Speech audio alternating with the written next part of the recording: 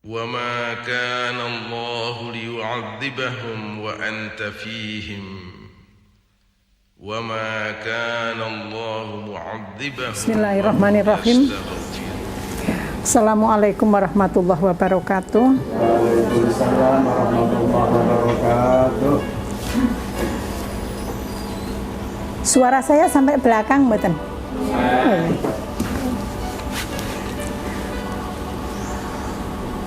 Bapak-bapak dan ibu-ibu sekalian,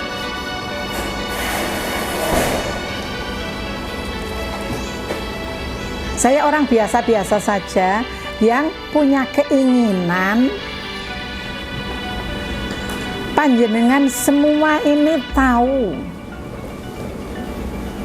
Agus Salim itu sekolah apa. Sehingga saya mohon minta kepada ibu, bapak kepala sekolah, saya pengen kalau puasa saya tak ngobrol ngomong tukar pengalaman, aku menang tua, mbok garam yang saya makan ini lebih banyak dari panjenengan gitu.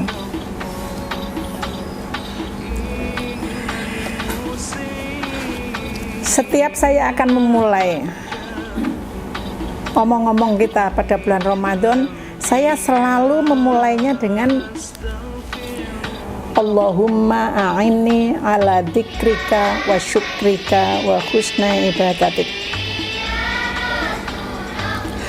Doa yang selama ini panjenengan dengar ketika anak-anak habis sholat, doa Allahumma a'inni ala dzikrika wa syukrika wa husna ibadatik ini saya harap bisa mendasari setiap kita akan melangkah berbuat sesuatu apa saja, di mana saja, kapan saja, diniati untuk selalu dzikir, selalu mensyukuri nikmat dan selalu memperbaiki ibadah.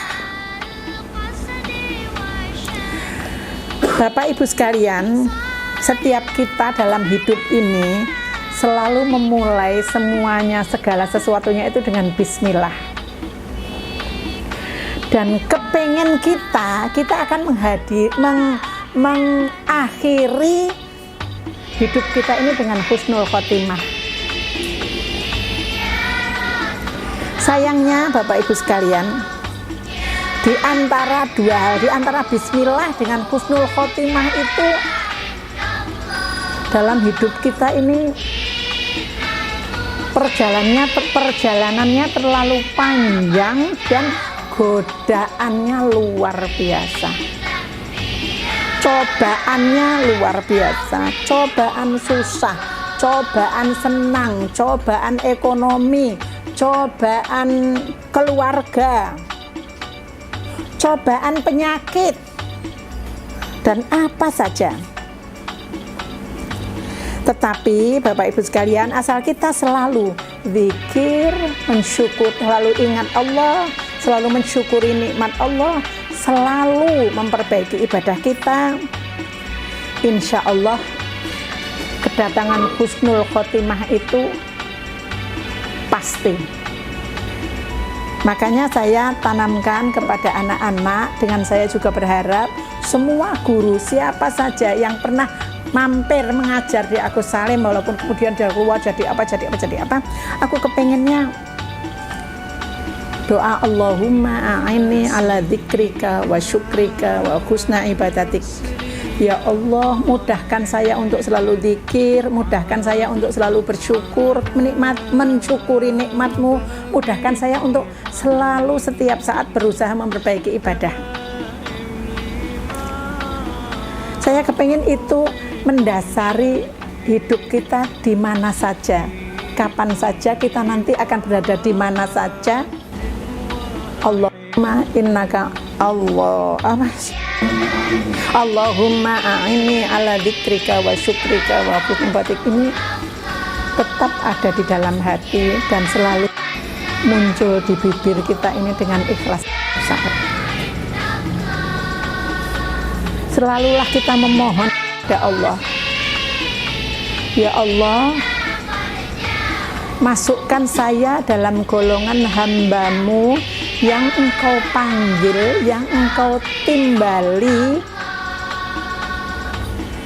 Ya ayyatuhan nafsul mutmainnah, irji'i ila rabbi radiyatan mardiyah, fadkhuli fi ibadi wadkhuli jannati. Ya ayyatuhan nafsul mutmainnah, wahai jiwa yang tenang. Mutmainnah itu jiwa yang tenang. Irji'i ila rabbiki, kembalilah kepada Tuhanmu. Radiyatan mardiyah, engkau ridho, siap setiap saat ridho. Saya ridho engkau panggil saat ini ya Allah. Mardiyah, dan Allah meridhoinya. Fadkhuli fi ibadi, sini masuk kata Allah, masuk golongan hambaku. Wadkhuli jannati, yuk kita digiring sama Allah, disuruh masuk ke surganya. Arep pengen nopo meneh. Perjalanan dari bismillah husnul khotimah itu macam-macam. Monggo lah, mau menggok sana sini, tapi ketika akhir syukur orang menggok lurus ihdinas siratal mustaqim, itu bagus sekali. Tetapi kadang-kadang jenenge godaan setan macam-macam, tetapi husnul khotimah itu harus kita usahakan sehingga kita bisa menjadi nafsul mutmainnah. Nek dadi jeneng wong mutmainnah ketoke nggak keren ya, tapi itu idaman kita loh. Idaman kita loh, nafsul mutmainnah. Kita menjadi nafsul mutmainnah itu, dan itu nggak sembarang orang bisa seperti itu, bisa menjadi nafsul mutmainnah yang ditonton sama Allah, ditoto dalam barisan ini loh, masuk golongan hambaku ini loh, yuk karena baris masuk ke surga. Bapak Ibu sekalian, alhamdulillah kita diberi kesempatan oleh Allah bisa menikmati Ramadan. Banyak sekali di sekeliling kita, sekeliling saya, saudara-saudara saya, teman-teman saya, belum sampai Ramadan mereka sudah dipanggil menghadap Allah. Doanya Bu Anis loh, yang dikirim Bu Anis kayak Allahumma tahillahu alaina bil yumni wal islam wassalamati bil iman wassalamati wal islam. Rabbi apa? Warabbukallah warab apa? Ora apa-apa aku pada tak waca terus. Karena pengen sehat, ini saya di perut bawah sebelah kanan ini sakit. Saya sampai masuk rumah sakit loh, opnam aku. Ning mlebu isuk sore pulang. Jadi ora sempat mbok tiliki ya. Jadi alhamdulillah itu diobati. Sekarang saya bisa puasa. Jadi Bapak Ibu sekalian, syukur yang luar biasa kita haturkan ke Allah ketika kita bisa menikmati menjalankan puasa Ramadan. Tapi saya minta kepada Pak Mawasi Bukos, aku nek poso aku tak mlebu, aku tak ben kenal. Makanya kalau ditanya Agus Salim itu apa? Ya sekolah Islam sing mendasarinya dengan Allahumma a'inni ala dzikrika wa syukrika wa husni ibadatik.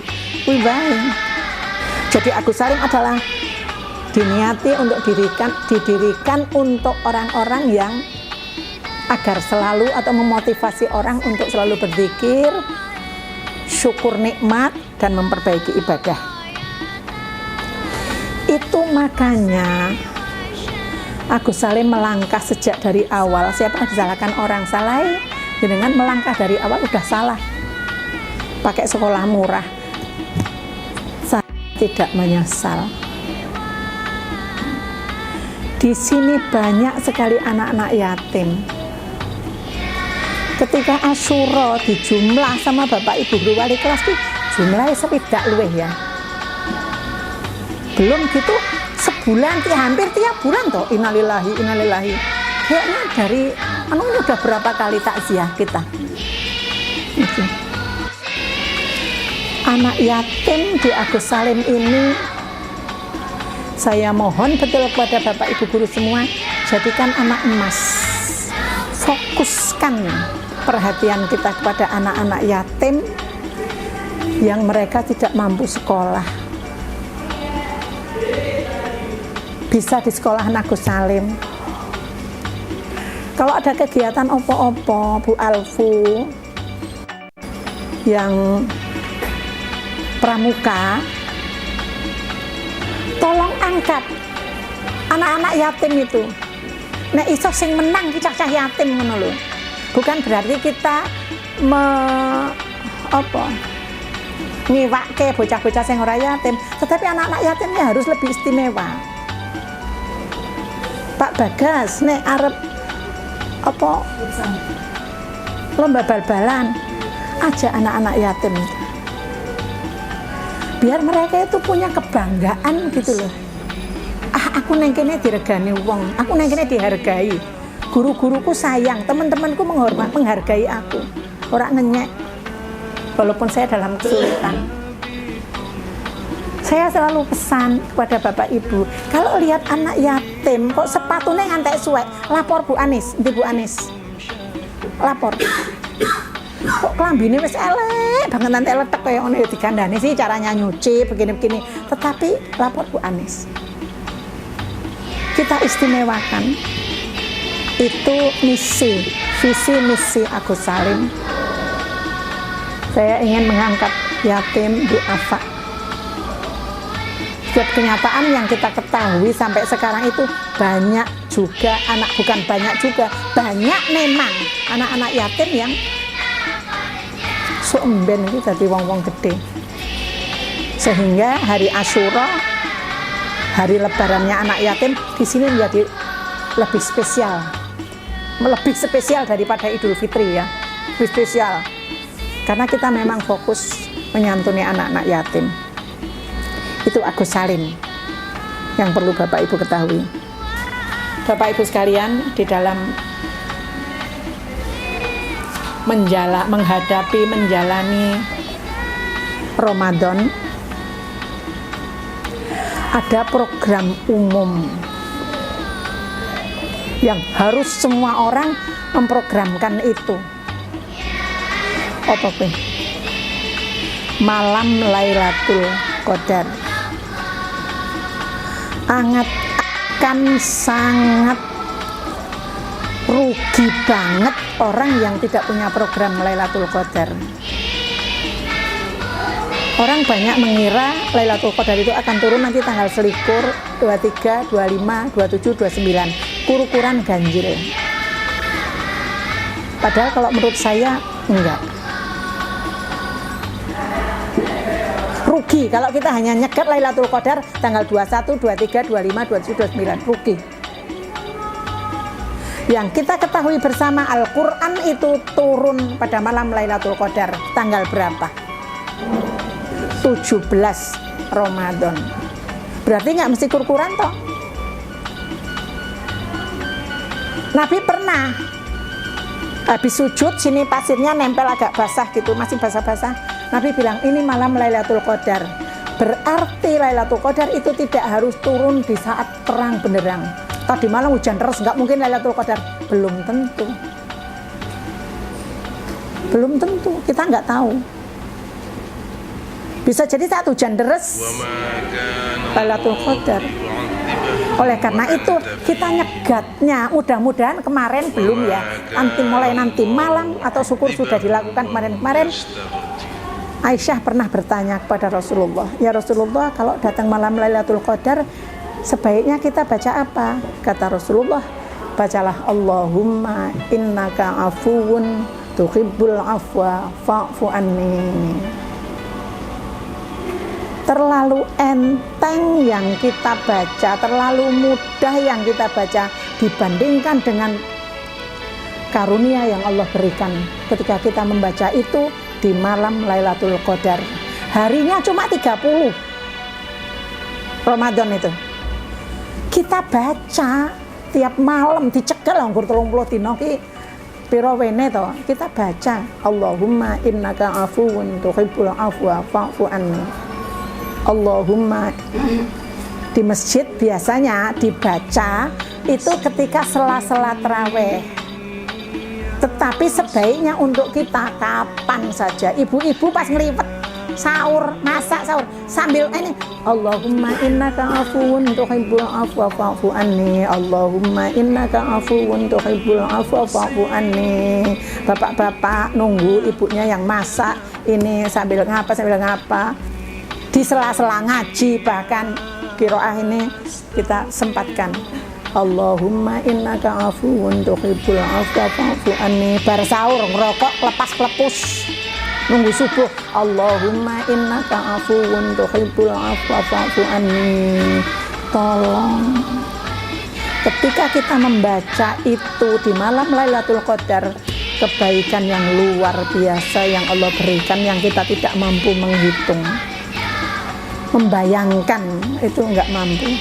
Katanya 1000 bulan, 1000 bulan menurut Allah loh, bukan 1000 bulan menurut Al-Quran loh, bukan 1000 bulan menurut kita. 1000 bulan menurut kita kan hanya berapa tahun, padahal kita di surga itu selamanya. Kalau kita hitung-hitungan amal, aku udah dapat malam Lailatul Qadar, berarti aku punya kebaikan dibagi 12 berarti sekian tahun. Memangnya neng swarga mono tahun, misalnya 80 apa 80 tahun. Berarti yang selain 80 tahun kita rekoso, dikeluarkan lagi masuk neraka.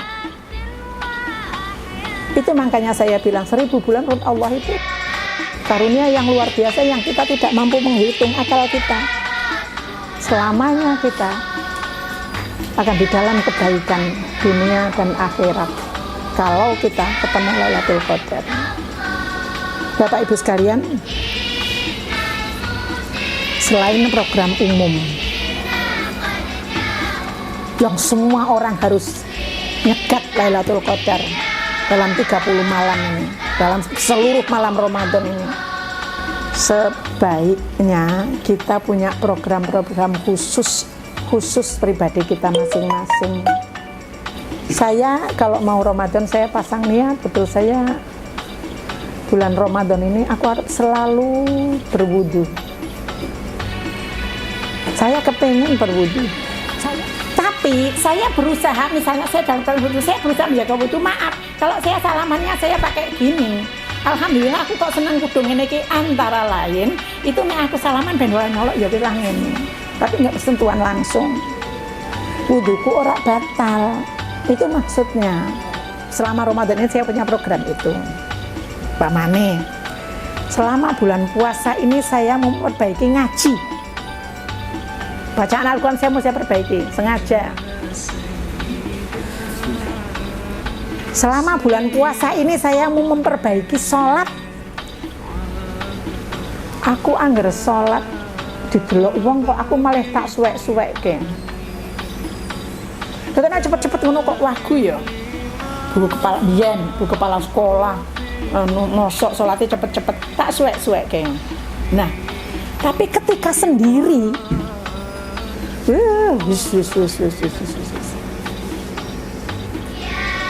ini ria karena ingin dilihat orang. Memang sih tahajud, tapi tahajudnya keloro mbek siji. Wah, pelite rak karuan. Pelit itu warga jalan tarawih liter siji. Ya boleh wong asal ganjil ning yo wong karo Gusti Allah mbok yo aja pelit-pelit gitu. Kalau kita sudah mampu, sholatnya ketika sendirian akan lebih lama, lebih khusyuk, lebih tumakninah, bacanya pelan-pelan, apik banget, ora kesusu grudak-gruduk dibanding ketika sholat di hadapan orang banyak. Insya Allah pria itu akan dibuang jauh-jauh. Kita kok malam bisa asyik sholat, ora kosong ngono kuwi. 1 jam sholat bengi iso sak jam kuwi aku wis hebat banget. Hebat itu. Tanpa terasa berdoa betul bagaimana kalau sholat itu ojo kukur-kukur. Sholat mesti Allahu Akbar iki sebelah tok. Sing siji mbok gatel mbok ora kebiasaan. Gini aja selama imam baca sampai Allahu Akbar, nanti pindah sini. Dilalah angger wayahe sholat. Hidung ini gatel judek aku. Piye ya carane? Tapi ternyata ketika kita berusaha khusyuk, hilang rasa gatel itu. Betul Bapak Ibu, praktekkan. Rasa-rasa semua itu akan hilang. Rasa-rasa yang akan mengganggu khusyukan. Ketika kita sholat, kita baca, pelajari, pahami arti yang kita baca. Mau nggak mau nanti fokus. Puasa ini saya ya Allah pengen sekali fokus ya Allah. Hilangkan rasa gatel, hilangkan pikiran yang kemana-mana, mikir macam-macam. Ini sahur masa apa, ini nanti buka masa apa. Sholat malah pikirannya ngono kuwi. Hilangkan semua itu ya Allah. Ya Allah, selama ini saya kok kalau subuh kesiangan terus ya Allah. Mohon jaga ya Allah, sholat subuh saya jangan sampai bolong, jangan sampai kesiangan. Dungo tenan memperbaiki sholat. Ya Allah, selama ini saya itu sholat duha cuma kalau bareng anak-anak di sekolah. Saya kepengen puasa ini sholat duha saya nggak bolong setiap hari ya Allah.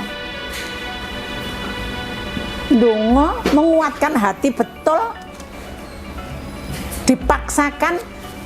Ini kalau dalam ilmu jiwa, kalau nggak salah istilah ya apa ya, internalisasi. Pertama pemaksaan betul, lama-lama terbiasa, lama-lama fokus. Bapak Ibu sekalian, banyak sekali, bukan banyak sekali, hampir semua orang duwe cita-cita neng kene, duwe omah,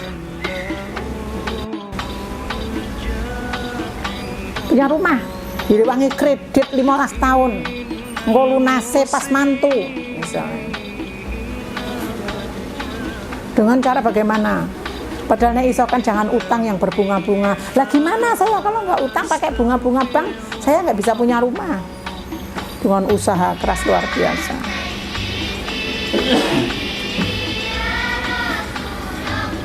Nabi bilang, kalau kamu pengen punya rumah di surga, 12 rakaat rawatib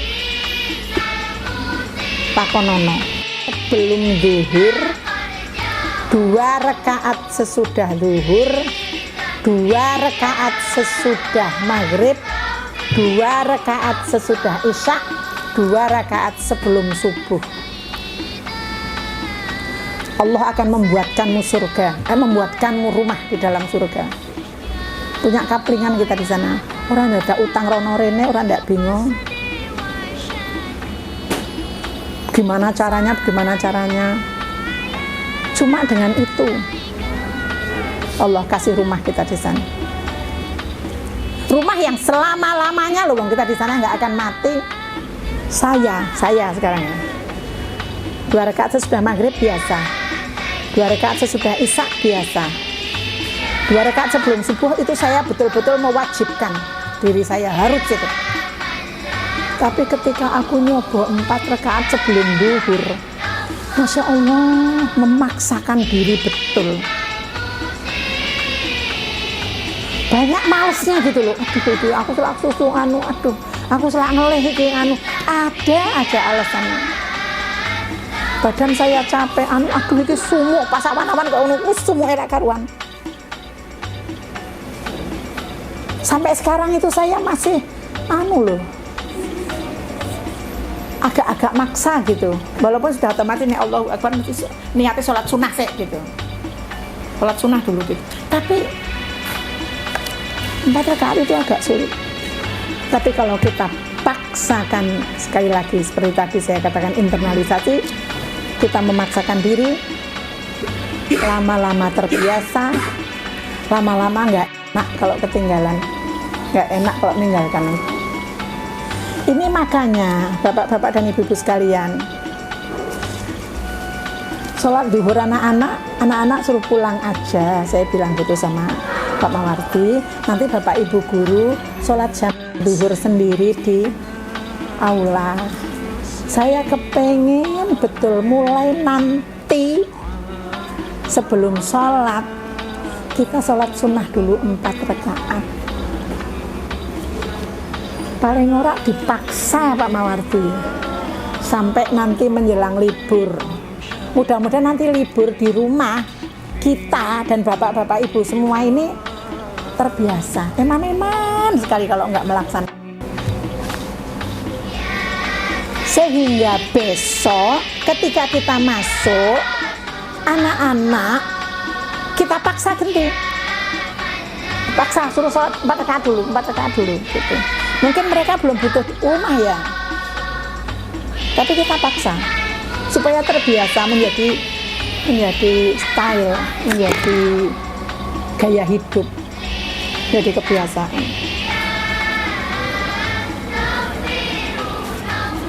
Walaupun Pak Bagas misalnya, alah wong tua aku sugih, aku omah wis dicepaki misalnya ya Pak, aku bagus do antri,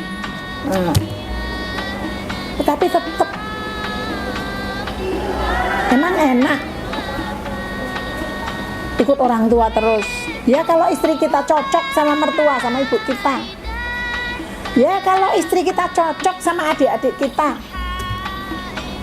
tetap panjenengan semua pengen punya rumah sendiri. Kalau sudah berumah tangga, kayaknya ngaten ya Bu Vivin, anak Bu Vivin, pengen rumah sendiri nggak Bu? Alhamdulillah, orang kita utang, orang. Apa itu saking kita kepengen. Lah wong ning donya direwangi koyo ngono kok. Di akhirat dengan cara yang begitu mudah kok kita nggak mau. Terus diiming-imingi loh karo Gusti Allah. Apalagi bulan Ramadan. Buat rumah di sana kalau hari-hari biasa di Ramadan mungkin 3 tahun selesai. Bisa jadi dengan kita lakukan di bulan Ramadan. Pas lebaran rumah kita di surga sudah jadi. Ora koyo gawe dhuwur kira rampung-rampung gitu. Tapi karena kita lakukan pada bulan Ramadan, pas poso pas wis dadi sak wayah-wayah ditimbali Gusti Allah terus duwe nggon. Kita masuk menjadi wadiyatan mardiyah, orang yang pulangnya ridho. Pas banget aku ning alam dunya iki. Kenapa? Wah, puasa kemarin Ramadan saya sudah maksimal, betul-betul ikhlas untuk Allah. Bapak Ibu sekalian, semua ibadah itu bisa ria. Salat ria, gampang banget. Omale wong sedekah ria. Ngaji lho ria. Ratna bolak-balik, Bu, udah sampai juz berapa? Bu, ngajak balapan. Oke, nak ngene carane awake dhewe aku barang mbok gawe ya. Aku ya pengen pamer. Aku jus semene gitu. Iki pamer iki. Ngaji kok balapan. Jangan. Kita punya niat khatam sekian kali, monggo, tapi semua amal ibadah itu gampang sekali pamer kecuali puasa. Puasa arep pamer mbek sapa? Dalam keadaan banyak orang, dalam keadaan sepi sendiri, dalam keadaan lapar, dalam keadaan sakit, dalam keadaan bilalah blonjo senengane ya Ramadan. Kemarin nggak beli itu arep bodoh, buat macam-macam sampai di pasar kehausan, kita tetap ngempet.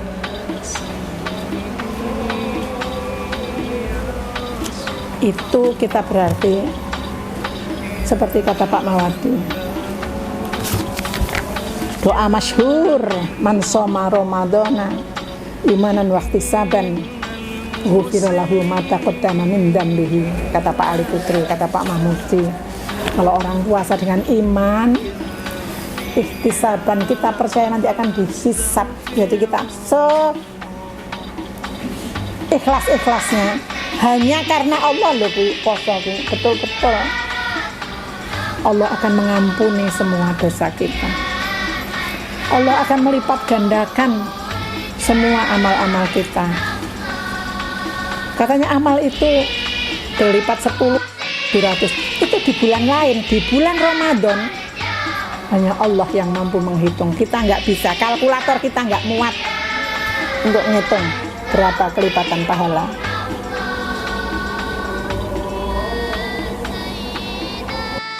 Ojo kaya cah cilik menang-menang tuku bubur hijau, tujuh api resik, pulang ketemu ibunya dilemes-lemes ke, masih puasa nak?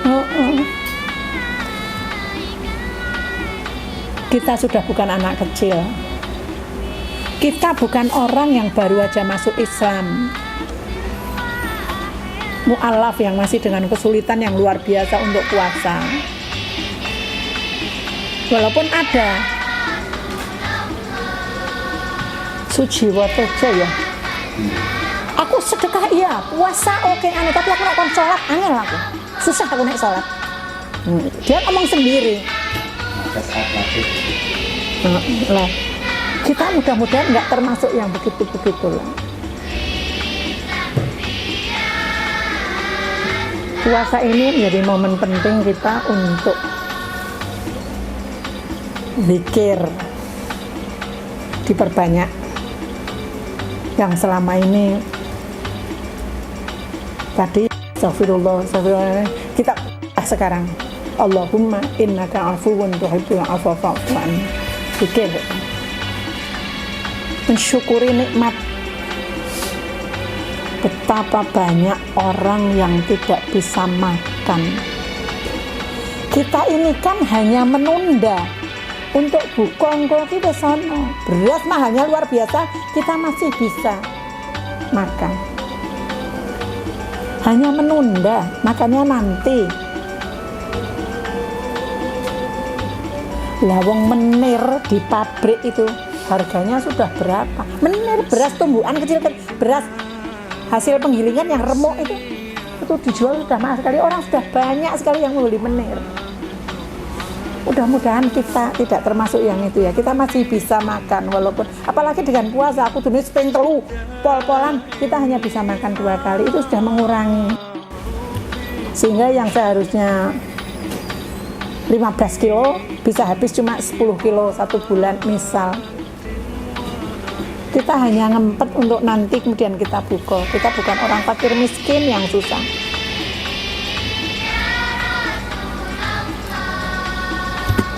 Apapun caranya, apapun usaha panjenengan, apapun yang panjenengan lakukan, iman ditanam di sini, ikhlaskan betul. Kita berpuasa hanya karena Allah. Di dalamnya boleh doa apa saja. Doa minta istri cantik boleh. Doa minta suami kaya boleh. Doa minta mertua yang baik hati boleh. Harus ngapa baik boleh. Semua doa dikabulkan. Semua dosa diampuni. Kita akan dicatat sebagai penghuni surga, jauh dilepaskan dari neraka, dibebaskan dari neraka. Tetapi ada syarat di sini, imanan wahtisaban, iman ikhlas. Itu kan cuma masalah hati. Gelem ora gelem dilakoni. Mau nggak mau panjenengan kalau nggak puasa kan ya malu toh. Malu lah. Anak TK itu sekarang sudah banyak yang bisa puasa sehari loh. Aku nggih putu. Wis isih puasa sedina. Pulang sekolah TK ngumpet dia. Ngopo? Makan. Loh, kok kamu makan puasa-puasa? Kata Bu Guru tadi, kalau kita makan harus ngumpet. Aku kan udah ngumpet. Lah, itu kan yang belum kuat. Kalau udah kuat ya jangan. Nanti pahalanya beda. Kalau sampai kita nggak puasa kan malu. Perbaikan ibadah harus menjadi prioritas. harus menjadi program pribadi. Terserah panjenengan mau memilih yang apa, orang harus sekaligus. Pokoknya bulan ini, bulan Ramadan ini saya mau sholat 4 rakaat sebelum zuhur, 2 rakaat sesudah zuhur, habis maghrib, habis isya 2 rakaat, sebelum subuh 2 rakaat. Itu saja, wes rasa macam-macam. Yang lain-lain gampang lah. Nek iso jane program bagus itu jangan bohong. Manusia itu tukang bohong loh. Wes to mbok apa wae ngono bohong, kadang-kadang bercanda. Ini dain kan pan. Nah, bohong toh. Tapi bercanda. Wong di rampung saiki kok gak takon. Sok ben tahun 2025 pemane ngono. Berbohong, bercanda. Walaupun bercanda jangan. Puasa ini saya nggak pengen bohong. Pasangkan niat di sini. Walaupun kadang-kadang tetap tidak bisa mengelak, harus bohong. Ya jenenge arep bodoh. Kadang-kadang kita pengen beli mau kena bagus, tapi nggak enak kalau ketahuan suami nih harganya 300.000. Iki piro to, Bu? Murah kok ini 50.000. Seolah-olah. Bapak-bapak ya harus maklum itu. Suami-suami harus maklum. Sebab ibu sebenarnya nggak enak. Tapi aku ya udah ngumpetin sendiri kok uangnya. Saya sudah jatah uang belanja sudah tak simpen-simpen. Saya pengen beli. Bohong itu ternyata angel banget. Tapi kita bohong-bohong yang seperti itu, kalau kita niati kita hilangkan, ternyata Ramadan itu akan berkurang banyak sekali kebohongan. Aku tinggal sedikit sehingga nanti ketika Ramadan sudah lewat, kita akan berubah menjadi pribadi yang baik. Sholatnya arti tinggal emang. Waduh, aku selama nggak seperti selama Ramadan ini aku nggak mau buka YouTube. Begitu bodoh langsung buka kayak tahu. Kita juga kalau bisa nggak seperti itu. Mana-mana yang sudah bisa kita perbaiki di bulan Ramadan, semoga menjadi kebiasaan setelah habis Ramadan kita menjadi pribadi yang lebih baik. Setiap Ramadan punya program ini. Besok program apa lagi? Program apa lagi? Makin tahun makin baik, makin baik, makin baik, sehingga husnul khotimah dan menjadi nafsul mutmainnah. Makatan Bapak Ibu, terima kasih untuk yang pertama. Mohon maaf kalau kalimat saya kadang-kadang rodok kenceng, agak nyindir-nyindir, aku tuh angel ngono lho. Saya mohon semua untuk kebaikan lah. Semua agar kita bisa menjadi lebih baik. Sehingga perjalanan dari bismillah ke husnul khotimah tadi, kalau yang rajinnya agak-agak menggok-menggok, lurus kembali. Sehingga sampai kepada saatnya kita dipanggil oleh Allah, ya ayyatuhan nafsul mutmainnah, irji'i ila rabbiki radiyatan mardiyah wadkhuli fi ibadi wadkhuli jannati. Pokoknya juz amma Pak, Pak, tolong Pak Mahmudi di share di grup ngaji. Apa Pak Mahmudi, Pak Ustadz itu. Kata Bapak Ibu, mohon maaf kurang lebihnya. Assalamualaikum warahmatullahi wabarakatuh. Waalaikumsalam warahmatullahi wabarakatuh.